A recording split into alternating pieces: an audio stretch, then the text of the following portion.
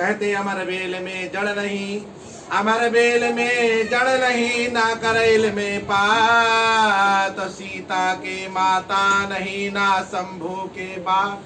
भोलेनाथ की जीवा तरस गई कि मैं किसी को पिता कह के बुलाऊं, कान सुनने को तरस गए मैं कि मुझे कोई बेटा कह के बुलाए। बोलो शंकर भगवान की, बोलो उज्जैन के नाथ की।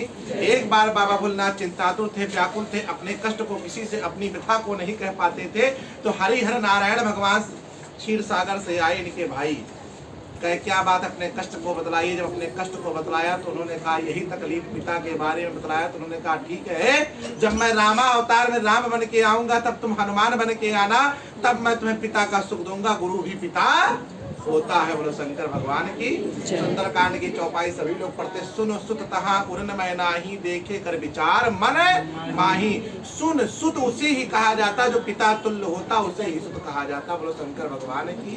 शंकर सुमन केसरी नंदन, तेज प्रताप महा जगवंदन।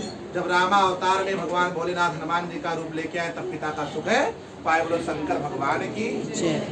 एक राम जी ऐसे देवता, शिव जी ऐसे देवता जो एक दूसरे को गुरु मानते हैं। चेला चाहे जितना बड़ा हो जाए लेकिन गुरु कभी चेले को गुरु नहीं मानता। लेकिन ये राम जी को इष्ट ये मानते हैं और राम जी इनको इष्ट मानते हैं। वो शंकर भगवान की।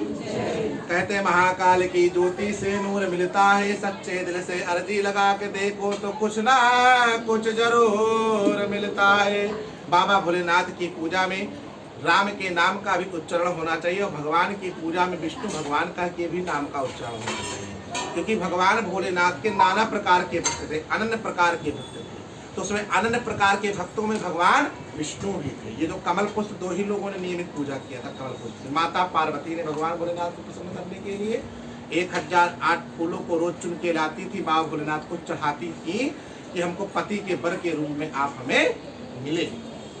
और दूसरा भगवान विष्णु भगवान श्रावण मास के महीने में सहस्त्रार्चन से भगवान के 1008 नाम होते हैं।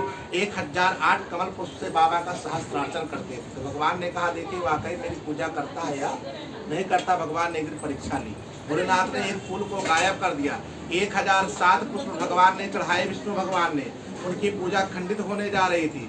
8वां कमल नहीं मिल रहा था तो बड़े चिंतातुर हो गए, व्याकुल हो गए, भक्ति की लगन लगी तो उन्हें कुछ ना समझ में आया। तो भगवान विष्णु ने भगवान शंकर को एक नयन ही निकाल के अपना चढ़ा दिया। बोलो विष्णु भगवान की। तक्षण भगवान प्रकट हो गए। भोलेनाथ ने कहा तुम्हारी पूजा आराधना भक्ति से हम प्रसन्न है, तुम कोई वर मांगो। भगवान विष्णु ने कोई वर नहीं चाहिए। तो भगवान भोलेनाथ ने कहा नहीं, मैं तो वचनबद्ध हो गया हूँ।